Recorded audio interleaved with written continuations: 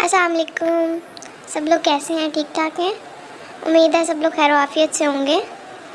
अच्छा, आज मैं बात करने लगी हूँ शेख सादी साहब की, शेख सादी रहमतुल्लाह अलैह की। तो हम लोग ना एक महफ़िल में गए थे, ठीक है।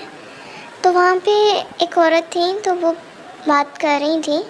मैंने तकरीबन 1 साल पहले मतलब ये वाक़या सुना हुआ है, तो आज मैंने सोचा आप लोगों के साथ शेयर कर दूँ।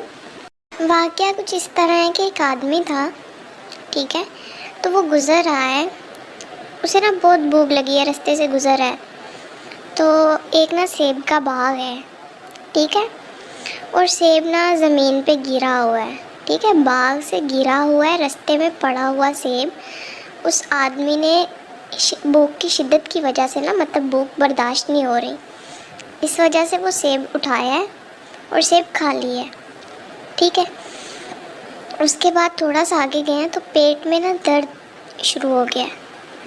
जब किसी ने कभी रास्ते से उठा के, या कोई समझता हो ना इस चीज़ को चोरी, कि मैंने शायद ये चोरी खाया है या किसी का पड़ा था मैंने खा लिया है, बिना इजाज़त के खा लिया है, जिसमें इस चीज़ का एहसास हो ना, तो उसके पेट में भी दर्द शुरू हो जाता है। आजकल तो लोग रिश्वतें खाते हैं, हराम खाते हैं, कोई पेट दर्द नहीं होता, कोई एहसास नहीं होता। ये तब के ज़माने की बात है। पेट में जब काफ़ी दर्द होने लग गया ना, तो उन्होंने सोचा है कि शायद ये चोरी का है या बिना इजाज़त के खाया, इसलिए ये शायद मुझे हज़म ना हो, या मेरे अल्लाह को ये पसंद नहीं आया मेरा ये अमल ना। तो उन्होंने पता किया ये बाग किसका ना, तो बादशाह का बाग होता है। तो उसके पास जाते हैं और उससे कहते हैं कि मैंने आपका सेब एक उठा के खाया है, तो अगर आप चाहें तो मुझे माफ़ कर दें, अगर आप चाहें तो मुझे सज़ा दे दें, मुझे कबूल है। बादशाह ने उन्हें काफ़ी अरसे तक अपना माली रखा है, अपने खेत बाग का ना, गार्डन का माली रखा है, और वो रहे हैं, उन्होंने माली का काम किया है। और काफ़ी अरसा माली का काम करने के बाद जब सज़ा उनकी ख़त्म हुई, एक मुद्दत, जितनी मुद्दत के लिए माली रहना था वो सज़ा ख़त्म हुई, तो उन्होंने जाके फिर कहा कि क्या आपने मुझे माफ़ कर दिया है, क्या आपने मुझे माफ़ कर दिया है।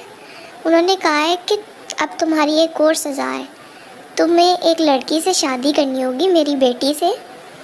वो गूंगी है, वो बहरी है, वो लंगड़ी है, ठीक है। गूंगी भी है, बहरी भी है, लंगड़ी भी है। तो उन्होंने कहा ठीक है, मुझे मंजूर है, अगर आप मुझे माफ़ कर दें तो मैं ये भी करने को तैयार हूँ। गूंगी, बहरी, लंगड़ी और अंधी भी, बोला सच, अंधी भी ना। तो उन्होंने कहा कि ठीक है, मुझे मंजूर है। तो जब वो करते हैं, शादी हो जाती है, वो लड़की को नहीं देखते। शाम को जब जाते हैं ना अपने कमरे में, तो वो लड़की बहुत खूबसूरत लड़की होती है और नमाज़ पढ़ रही होती है। तो कहते हैं कि तुम मेरी, वो कहती है कि मैं आपकी बीवी हूँ। कहते हैं तुम मेरी बीवी हो? मेरी तो बीवी अंधी भी है, लंगड़ी भी है, बहरी भी है, गूंगी भी है। तो बाद में पूछते हैं जब बादशाह से, तो वो कहता है कि मेरी बेटी जो है वो अंधी इस तरह है कि उसने कभी किसी नामहरम को नहीं देखा। मेरी बेटी जो है वो गूंगी इस तरह है कि कभी किसी नामहरम से हम कलाम नहीं हुई।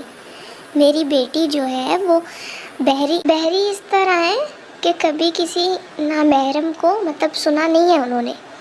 और लंगड़ी इस तरह है कि कभी किसी नामहरम के पास चल के नहीं गई। मतलब इतनी मुत्तकी, इतनी परहेज़गार, इतनी बाहया औरत है वो। और शेख सादी के वो क्या लगते हैं, वो दोनों शेख सादी के माँ बाप हैं। यानी माँ इतनी परहेज़गार और बाप वो जिसने एक सेब खाया और उसके बदले में इतना टाइम माली रहे, और बाद में उन्हें पता नहीं था कि उनकी बीवी कैसी होगी। सज़ा के तौर पे उन्होंने शादी भी की। तो जब माँ बाप इतने अच्छे, माँ इतनी मुत्तकी, बाप इतना मुत्तकी हो, तो औलाद शेख सादी जैसी ही होती है। तो इसलिए ठीक है, सोसाइटी का आज के दौर में इफ़ेक्ट सोसाइटी का भी होता है, ठीक है, लेकिन माँ बाप का भी असर औलाद में बाकी रहता है। अल्लाह हाफ़िज़, टेक केयर।